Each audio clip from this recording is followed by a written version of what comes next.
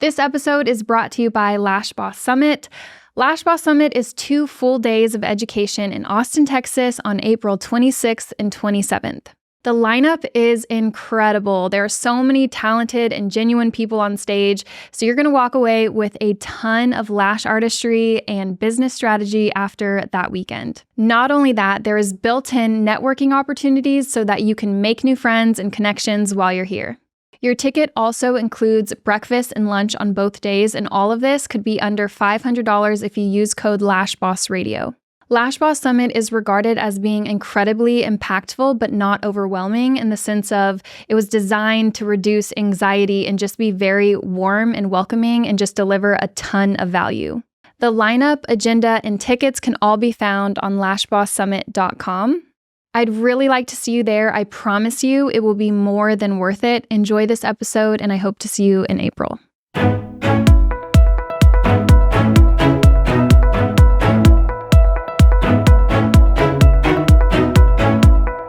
Hey everyone, welcome back to Lash Boss Radio. I'm Shelby, your host, and today I am joined by Valerie Nah. She has been on the show before. You guys know her as BeautyGalVal on social media. We are here to just see what's all changed since she's last been on and talk about some fun, exciting stuff going on with her. Welcome back to the show, Val. Hi, how are you? Good, how are you? Good, I'm excited to see you again. Me too. It's been a while, but not too long since you've last been on. I feel like it was probably a year and a half ago, maybe 2 years. And I think it was like 2 years. Yeah. 2 years, yeah, because it must have been because I asked you, like, hey, are you going to go to LashCon? You were like, I don't know, maybe. And then, like, cut to 2 years later, you're an MC for LashCon.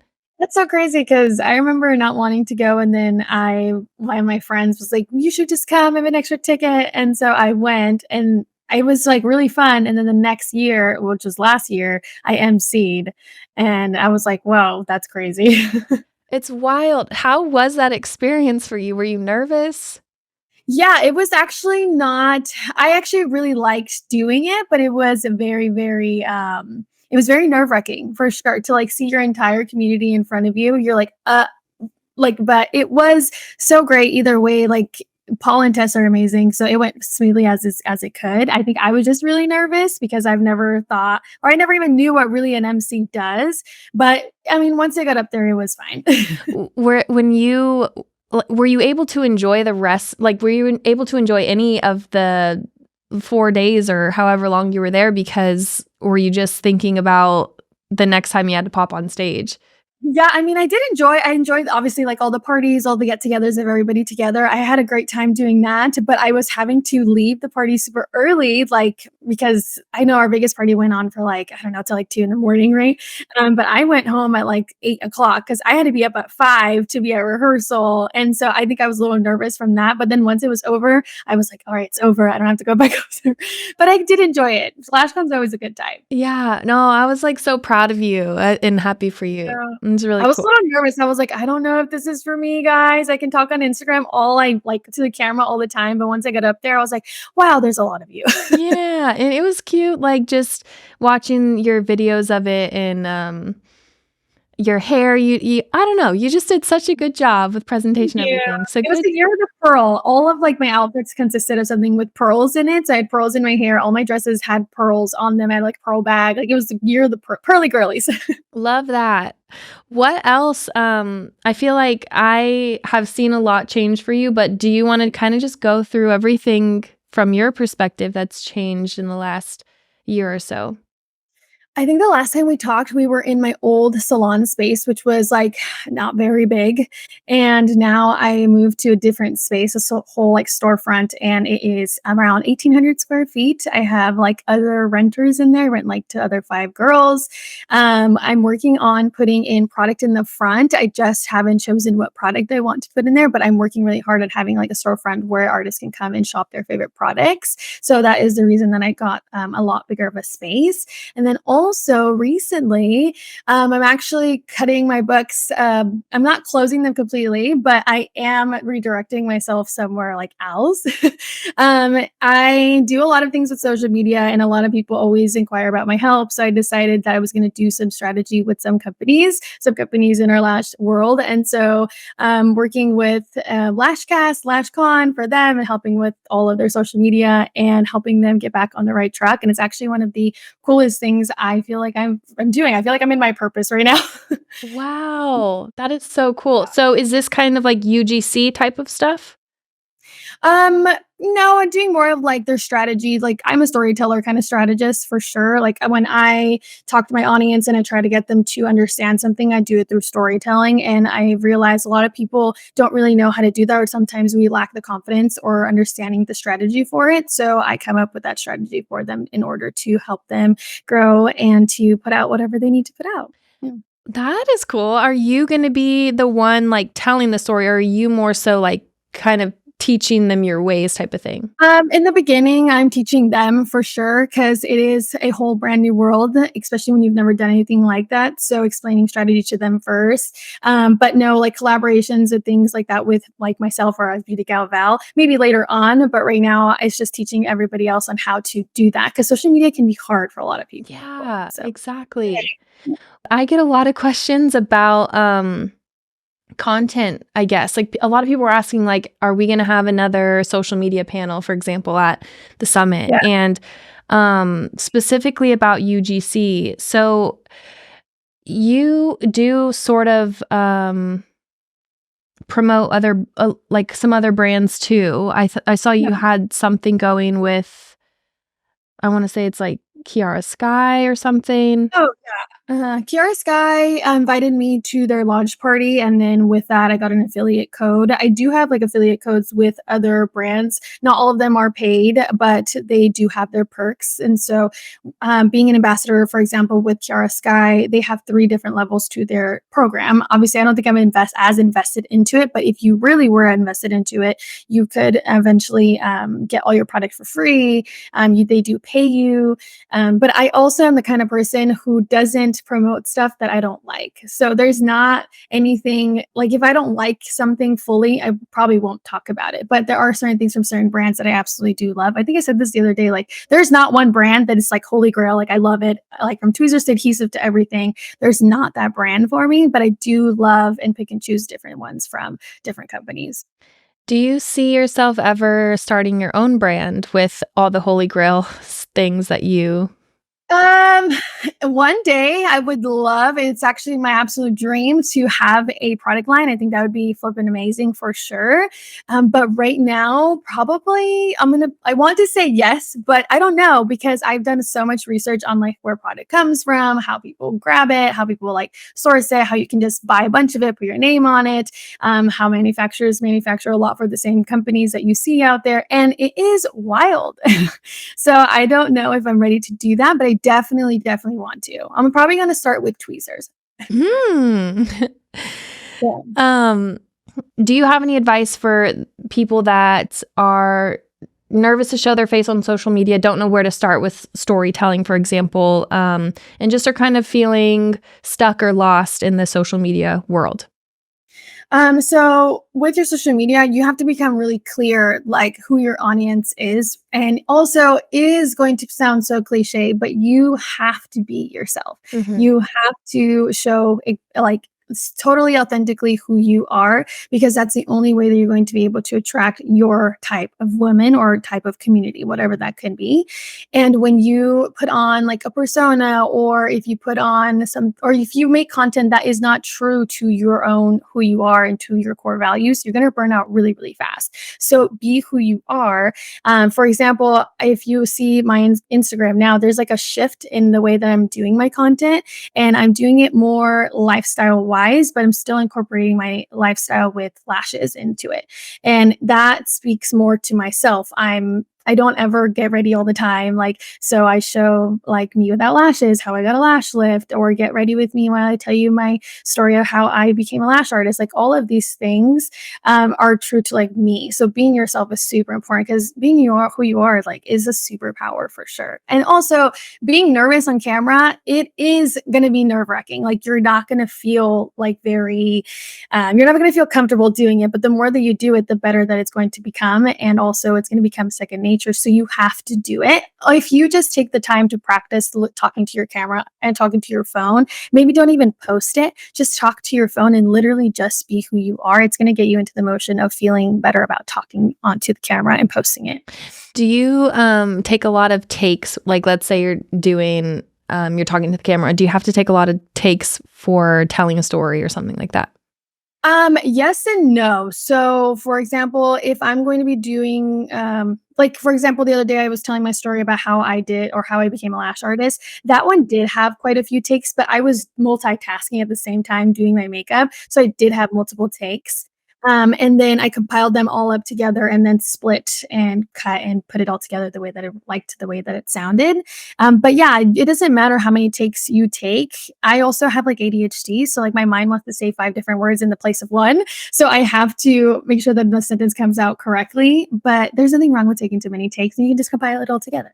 Cool. Asking for a friend because like every time I try to hop on camera, I'm like, I have to say it like 10 times.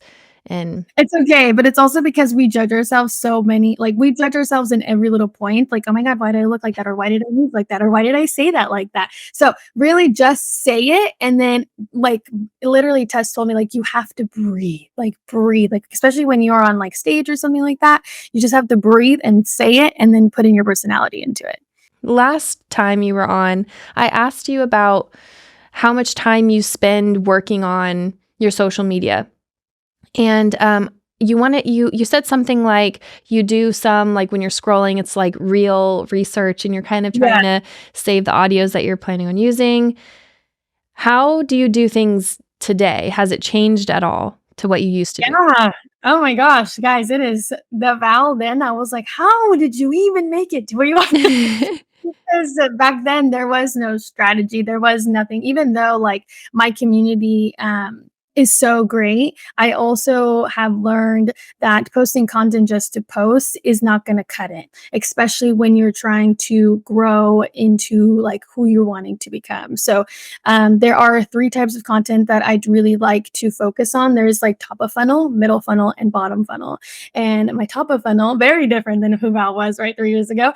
My top of funnel content is a type of content that I create in order to bring in people into my community, the entertaining stuff, the inspiring stuff. So, like all of my funny reels that I love to do, and all of the inspiring things, like showing my before and afters of where I started and where I am now.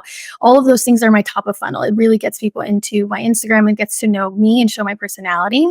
And then my middle of funnel is my nurturing of my current community. So, like showing my educational side or my tips and tricks, my hardships, like all of those things that nurture my audience and their pain points, basically.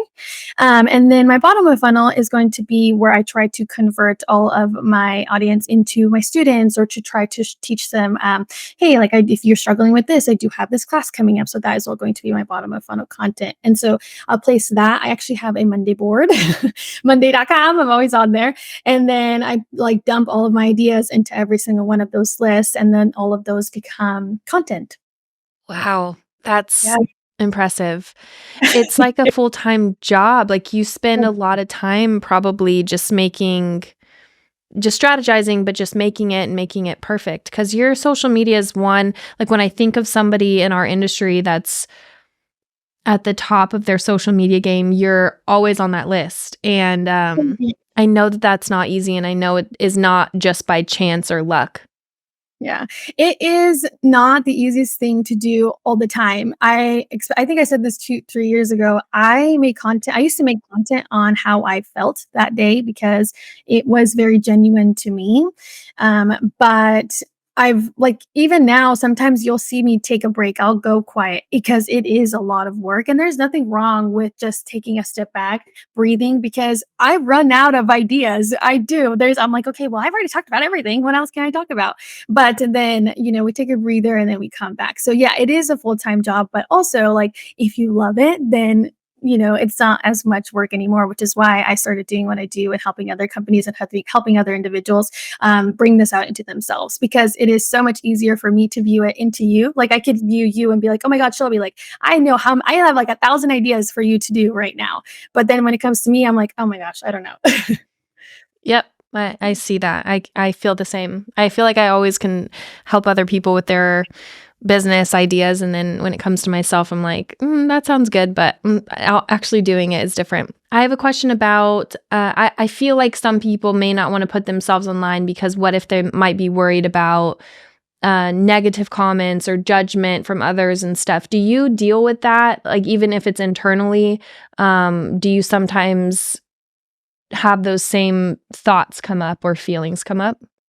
Yeah, there's people who I look up to who like intimidate me in the best way, and who I compare myself to, and who I think like, okay, well, I don't think I'm good enough. They already did it, or this and that. It's comparison is absolutely something that I struggle with a lot, and I try really hard not to. That's actually really embarrassing. So I try really hard not to compare myself to others, but it's not easy, especially when you are in an industry that you absolutely love and you see others doing the same thing as you. You will beat yourself up for it. Like, why didn't I do it like that? Or why don't I have this? Or why don't I have that equipment? Or why did my room not look like that? And all of these things, right? So I think I always have to remember, like, I said this again 2 years ago too, is you have to put blinders on. You truly, truly do. You have to put blinders on and remember, like, your journey is your journey.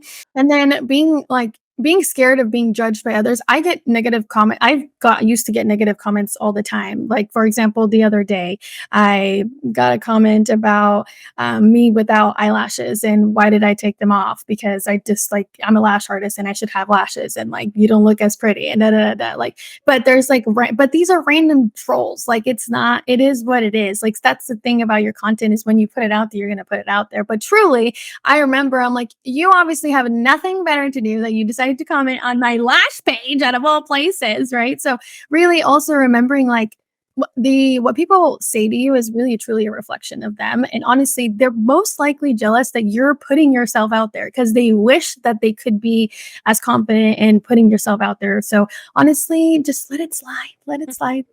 Yeah. So I want to switch gears and talk about education a little bit, because you have like your retention course. You have spoken on stage a little bit at this point. Mhm. And so I'd just like to see if you're working on any new classes, or how your education classes are going so far. So I do have a couple online courses right now. I have an ebook for my client consultation. So that book is for the artist who wants to learn how to provide better client consultations, because it is so, so important that you set yourself up and really give your client that luxury experience that we claim to be providing. And a lot of clients will tell you they've never had an actual client consultation. They just lay down and then the girl just starts doing whatever they want, right? So we really want to provide better service by having that client consultation. So I do have that book. I'm actually wanting to add like a video part to that book. So I'm working on that now. I actually just bought a whole like setup. So I like, I Oh. got a whole backdrop, lights, all these things in one of the spaces in the salon. So I'm going to be recording more on there. And then I also do have my retention course. My retention course is fully online. It's actually a playback of a live recording of me teaching this to other students. It's actually my most sold course ever. I get messages every single day. It makes me like cry, because people are like, was struggling so much with my retention, and the way that you explained it just made it all clicked for me. So that course, if you're struggling with retention, that course is for you. I break things down really, really, really more in depth, so that way it's easy easy to digest because me having ADHD, I was like, all of this information, I'm like, okay, so what's actually going to be what's important here, not all of the extras. So that course is like one of my bestseller courses ever. And then right now, I'm actually working on my online course for my method of fanning. I fan using the flower cups, not flower bouquet, it's little flower cups. So I decided to do that. I filmed everything, so now it's all in editing. And then I do or I do in-person classes. So I do group wispy classes, beginner classes, and things like that. I travel to different cities, and then yeah. So last year you were a panelist at Lash Boss Summit. I was so nervous. And this year you're going to be on stage presenting. And how was your experience of the summit last year? Oh my God, it was so much fun. It was literally so incredible. It was probably like the best group of girls you could have ever gotten in one room together. Everybody got along really well. We Mhm. all went out after, and everybody just seemed very genuine. Like all the questions that they asked, it wasn't scary. Like once I got up there, it was very genuine, and they all just really wanted to learn. And I've never been in a group of women who truly just want to learn from you. And so that was really fun. The whole experience was so great. Thank you. I'm excited to have you back. And I'm excited too, and now I'm by myself, and I'm like, "Oh my gosh, girl." can you talk a little bit about your topic and what you're looking forward to for this year? I am going to be speaking on building your brand on social media, and I'm really excited for this topic because I think a lot of us struggle with what that actually means, and so I'm excited to basically provide the girls with like a checklist because I'm a person who works really well on checklists. Like if you give me like a to-do list, I'm like, all right, check, check, check, check, check. So I want to give them that list in order for them to really feel like they are accomplishing things. Because if you do A, then you accomplish B, and then so on and so forth. So I'm excited for that. And also because social media is something that I'm definitely leaning more into and helping others really truly understand. So I'm excited to teach that. Another thing that I'm really excited about is that you're going to be joining on one of the Lash Boss retreats this summer and teaching a workshop. Yes, I'm so excited because we're going to be in Rome and we're going to be together, and I'm going to be teaching my retention course there, a little workshop there, and it is going to be so exciting. I think that being away with all of your lash colleagues and also like your lash sisters is so much fun because we spend so much time alone. Even if we work in a salon with other people, we truly are alone between us and our clients. And sometimes we do forget that we do need to take care of ourselves and really kind of nurture everything else, like our mind, our bodies, and our souls. And so going off to Europe is like a dream. It's like literally, I'm Lizzie McGuire living my best life. Like I am so excited. And there's education involved. So it's literally the best of all the worlds. I can't wait. I think it's going to be such a good group of people. And Christina and I are like really working hard on making sure the itinerary is like filled with stuff that everyone's going to want to do, but also like enough time for like relaxing and connecting with everyone there. So it's probably going to be the highlight of my year. And Rome is amazing. I love Rome. I have to commend you because you are doing what everyone wants to do and you're actually out there doing it. And that's like a true example of like, if I want to do something, I'm going to go ahead and do it. So that's so, so exciting. Yeah. I feel like, last time you were on here, you were super successful in my eyes, and I hope in your eyes too at that point. But then like over time, you just watch someone like, they just slowly start doing a little bit more. And that happens. For me, I can say this, but I'm sure it's happening for you because you can see your evolution and your development too. But I feel like if there's something out there that you want to do, just work at it a little bit at a time and don't necessarily look way down the road and say, whoa, I have a really long way to go. Just look at the very next step in front of you. And so for me, that looks like taking one day at a time and like, I just want to do one forward motion thing every single day. And by the end of the year, you look back and you're like, whoa, there's so much progress. Even if I'm still not there yet, there's still progress. And that's good. So I don't know. My business coach teaches me that, like, especially when I get overwhelmed with, like, for example, like creating like online courses, I am like, I sometimes will put it off for like a week and they're like, okay, so like, what have we got done? Nothing. But it's because truly my ADHD brain is like, there's so much to do. And the way that I now do it is exactly the way you said, like 1% at a time will add up to 100. And if we work slowly at it, we will get there. So we have to remember the bigger picture, but really just view what we have in front of us because Yeah, doing something is better than doing nothing. exactly. And like one day you're going to be, if you end up having kids and grandchildren, you're going to be looking back and say, one time I was the MC at LashCon. And then it's sad that sometimes we don't give ourselves like enough recognition, or like we're always just focused on like, oh, I'm not here yet, I want to be doing this. And instead of saying like, whoa, the girl a couple years ago would have been so proud of what I've accomplished today, Crazy. That's so crazy because even I always say, like, I don't ever some people I think you asked me this, like, "What is your biggest accomplishment from, like, up to date? What was a turning point where you're like, 'I've made it?'" I was like, "I don't have that moment, but I've accomplished so many things," and I'm like, "What," like, yeah, we just don't give ourselves enough credit. We have to, like, look back and be like, "Wow, girl, we really did something." Heck yeah. Well, on that note, thank you so much for coming on, and it's nice to catch up with you again. I'm excited to see you at Summit, and I'm sure I'll have you back on the show sometime soon. Yeah, it was so fun to see you. I'm excited. Well, thank you all so much for listening to today's episode. I'll be back very soon next Tuesday with the next one.